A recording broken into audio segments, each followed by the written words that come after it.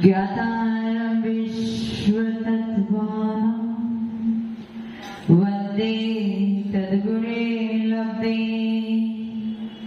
वन्दे तद्गुणे लब्धे वन्दे तद्गुणे लब्धे। जो लोग परमेश्वर भगवान की देवादिदेव ईनान भगवान की अंतिम शासनपति महावीर स्वामी भगवान की परम पूज्य गुरुदेव श्री आदि सागर मामा की देवी सागर सन्मति सागर जी महाराज की परम पूज्य गुरुदेव श्री सुंदर सागर जी महाराज की द्वादशाम जिनवाणी माता की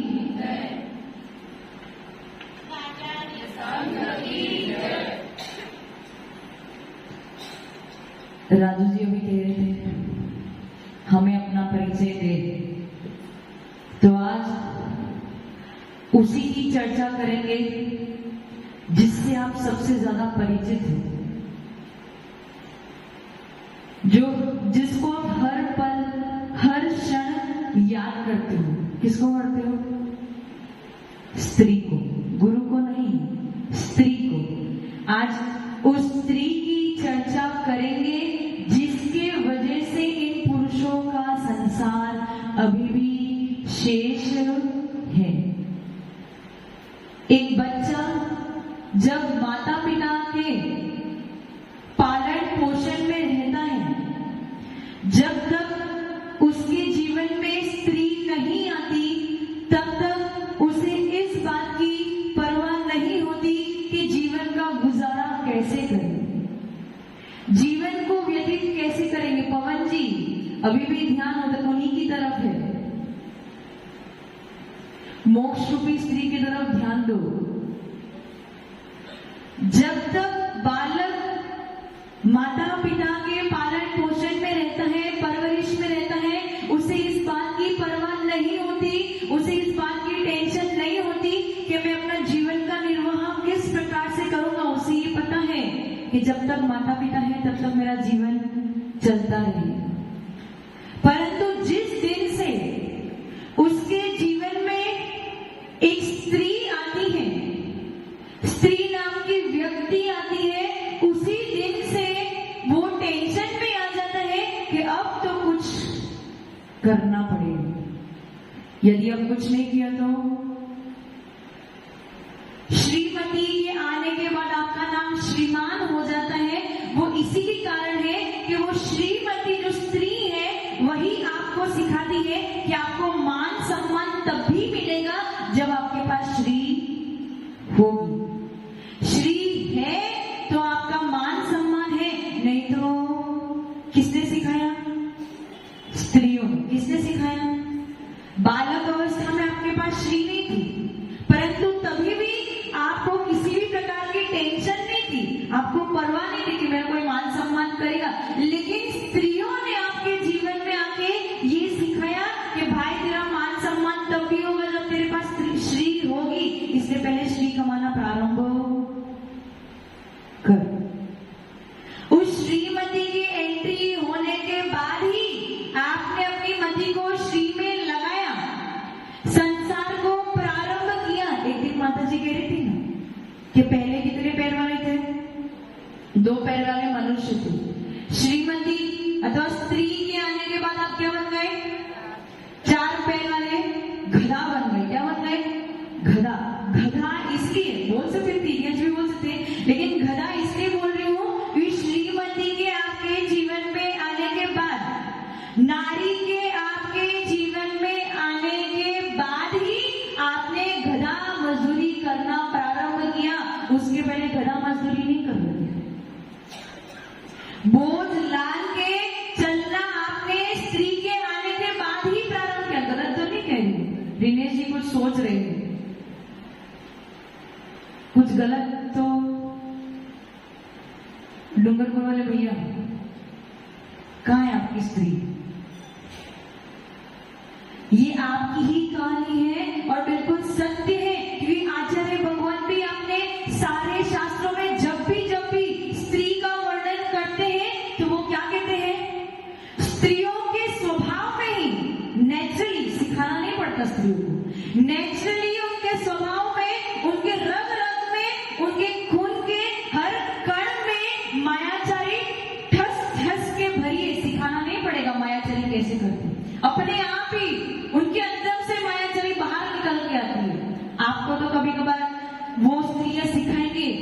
कैसे सिखाएंगे? जैसे जब तक बच्चे अकेले थे, केवल भाई बहन और माता पिता रहते थे, तब तक झगड़े होते थे। लेकिन वो झगड़े कैसे? कुछ पल के झगड़े, उसके बाद वापस एक। लेकिन एक बार किसी एक भाई की शादी हो गई, उसके बाद जिस दिन से स्त्रियों ने उनके कान में मायाचारी भरना प्रारंभ कर दी, उसके बाद से घर टूटना तो निश्चित है। उसके पहले घर नहीं टूटा, कभी आपने देखा उसके पहले घर टूटते हुए? घर तभी टूटा जब स्त्रियों ने प्रवेश किया। हमारा इतिहास गवाह है, रामायण भी तभी बनी जब सीता थी, महाभारत भी तभी बनी जब द्रौपदी थी। समझ में? आचार्य भगवान क्या कहते हैं? आचार्य भगवान अष्टपाउर में कुंद आचार्य, आप सब परिचित हो उनसे। अष्टपाउर में कुंद आचार्य कहते हैं कि सबसे ज्यादा विषैला कौन है? जो विष उगलता है वो कौन है? सर्प है। लेकिन उस सर्प से ज्यादा भी विषैली अगर कोई है तो वो है स्त्री। सर्प यदि आपको एक बार डंक मार देगा ना, तो आप किसी डॉक्टर के पास चले जाओगे तो इसका इलाज हो जाएगा। लेकिन यदि स्त्रियों की कटाक्ष नजरों ने, यदि स्त्रियों की कटाक्ष बाणों ने, यदि स्त्रियों के वज्रों ने आपको अंदर में विष घोल दिया, तो उसका कोई इलाज नहीं है। पूरे जीवन भर रोते रहना, लेकिन आप हमेशा रोगी बन के रह जाओगे। किसकी वजह से? किसकी वजह से पवन जी? फिर भी उस विष की आदत पड़ गई है। अब आपको पता है कितने नशीले पदार्थ हैं? बहुत सारे। अल्कोहल, सिगरेट, दारू, चरस, गांजा, हेरोइन, पता नहीं, हमें तो पता नहीं है, आपको और ज्यादा पता होगी। इतनी सारी नशीली वस्तु है, लेकिन दुनिया का हर व्यक्ति उस नशीली वस्तु के नशे में अभी तक आया नहीं है। लेकिन स्त्री एक ऐसा नशा है, नारी एक ऐसा नशा है जिसके वशीभूत दुनिया का हर पुरुष। और जिस दिन वो उसके वश से बाहर निकल जाएगा, उस दिन उसको मोक्ष की प्राप्ति। पुरुषों को ही वो हक है, स्त्रियों को हक नहीं। पुरुषों को ही वो हक है कि वो मुनि बन सकते हैं, पुरुषों को ही वह हक है क्योंकि वो मोक्ष जा सकते हैं। स्त्रियों को वो हक नहीं है, क्योंकि आचार्य भगवान जानते हैं कि स्त्रियों का राग द्वेष इतनी कूट के भरी है कि वो सोचे तो भी इस मोक्ष मार्ग पे साधु तो, क्योंकि साधु बनने के लिए वैसी कषायों को उपशमना करनी पड़ती है, और स्त्रियों में वो ताकत नहीं है कि वो अपनी कषायों को, राग और द्वेष को उतनी उपशमना कर सके। अष्टपाउर में कौन आचार्य कहते हैं कि अन्य मत वाले क्या कहते हैं? आपने सुना होगा कि जब देवों ने समुद्र का मंथन किया था, जब देवों ने समुद्र का मंथन किया था, उसमें से विष निकला था, और उस विष ने महादेव ने ग्रहण कर लिया था।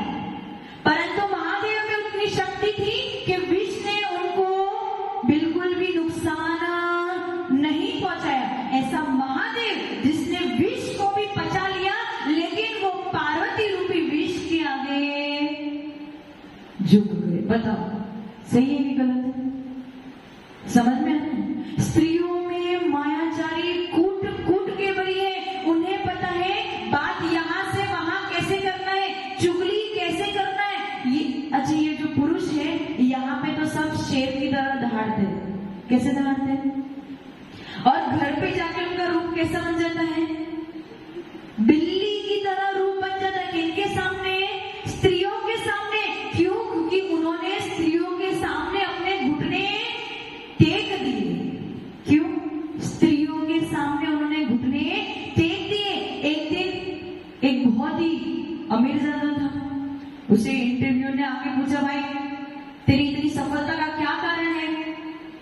तू मिलियनर बन गया है तो तेरी कोई सफलता का कारण तो होगा। कोई ना कोई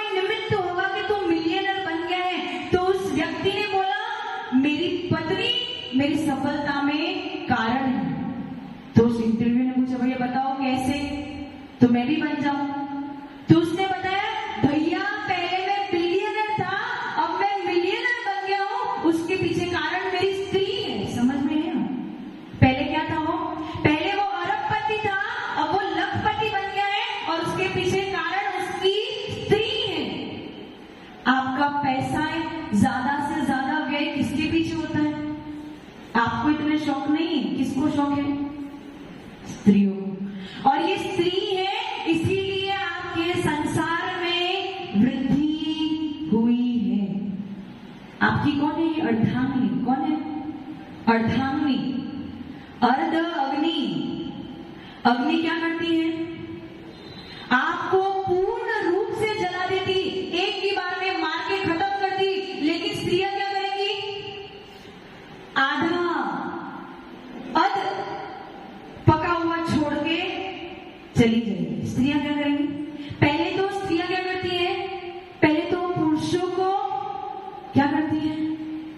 पुरुषों को वशीभूत करने के लिए उनके पीछे पीछे भागती है, और जब पुरुष उनके वशीभूत हो जाते हैं उसके बाद वो उससे दूर भागती है, ताकि पुरुष उसके पीछे धन को क्या कहते हैं? लक्ष्मी। उसको भी स्त्री की संज्ञा दी गई है, और इसी वजह से स्त्री की संज्ञा दी गई है कि धन पहले क्या करती है? पहले आपके पीछे पीछे भागेगी, और जब पता चल गया इन पुरुषों में लोभ उत्पन्न हो गया, फिर वो क्या करेगी? आपको अपने पीछे भगाएगी। इसे धन को भी लक्ष्मी स्त्री की ही संज्ञा दी गई है। शिवकोटि महाराज अपने भगवती आराधना में क्या कहते हैं? एक बार आग पे विश्वास कर लेना, सर्प पे विश्वास कर लेना, व्याघ्र पे विश्वास कर लेना, लेकिन स्त्रियों पे विश्वास, उनकी कुटिलता, उनकी मायाचारी और उनकी बातों में बिल्कुल भी विश्वास मत कर देना। पता नहीं कब वो आपको घुमा दे और कब आपको कुएं में गिरा दे, इसका कोई भरोसा नहीं। वो कहते हैं, वही शिवकोटि महाराज एक और बात कहते हैं अपने भगवती आराधना में। वो क्या कह रहे हैं? एक बार ये हो सकता है कि अग्नि ठंडी पड़ जाए, एक बार ये हो सकता है कि चंद्रमा उष्ण हो जाए, एक बार ये हो सकता है कि आप चट्टान को पानी पे तैरा दो, एक बार ये हो सकता है कि आप पत्ते को पानी के अंदर डुबो दो, लेकिन स्त्रियों को बदलने की सामर्थ्य आप में नहीं। बस एक ही कारण है कि आप इस मोक्ष मार्ग पे आगे बढ़ना चाहो तो भी नहीं बढ़ पा रहे हो। उसके पीछे कारण कौन है? आपकी श्रीमती जब से आपके जीवन में आई, तब से ही आपका संसार प्रारंभ हुआ है, तब से ही आपकी गधा मजदूरी प्रारंभ हुई। समझ में आ रहा है ना? गलत तो नहीं है? स्त्रियों को कितनी संज्ञा दी गई है। मैं अपनी बातें नहीं बता रही, मैं खुद से कुछ बता रही हूँ। जो आचार्य भगवान ने शास्त्र में कहा है वही बातें बता रही हूँ। स्त्रियों को बहुत सारी उपमा दी गई है। सर्वप्रथम उपमा है नारी, न प्लस अरि, अरि यानी शत्रु। नारी जैसी, स्त्री जैसी आपकी और कोई शत्रु हो ही नहीं सकती, जो आपको संसार में फंसा के रखती है। स्त्री की दूसरी संज्ञा कुमारी, जो आपके कुमरण में कारण बनती है, वो है स्त्री। स्त्री की तीसरी संज्ञा युवती, जो आपके दुखों की योजना कराती है, वो है स्त्री। स्त्री की चौथी संज्ञा अबला, जिसमें बल नहीं है, वो है अबला। स्त्री की पांचवी संज्ञा महिला, जो पुरुषों पे आल लगाती है, जो पुरुषों पे दोषारोपण करती है, वो है स्त्री। स्त्री की छठी संज्ञा वधू, जो आपके वध में कारण बनती है, जो आपके मरण में कारण बनती है, वो है स्त्री। अब बताओ, इतनी इतनी संज्ञा दी गई है, किसको दी गई है? स्त्रियों को। और ऐसे वैसे नहीं, आचार्य भगवंतों ने दी है कि उनको पता है।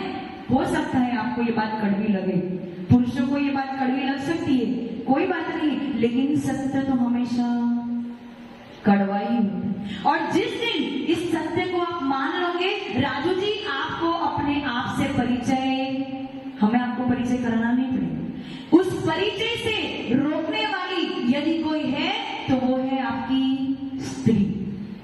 स्त्री की इतनी सारी बातें मैंने आपको बता दी, परंतु मेरा आपसे ये प्रश्न है, जब स्त्री इतनी खराब है, जब स्त्रियों की बातचीत इतनी खराब है, जब स्त्रियों में मायाचारी इतनी कूट कूट के भरी है, जब स्त्री झगड़ों का कारण है, हमारे शास्त्र में लिखा है कि नारकियों में झगड़ा कौन कराता है?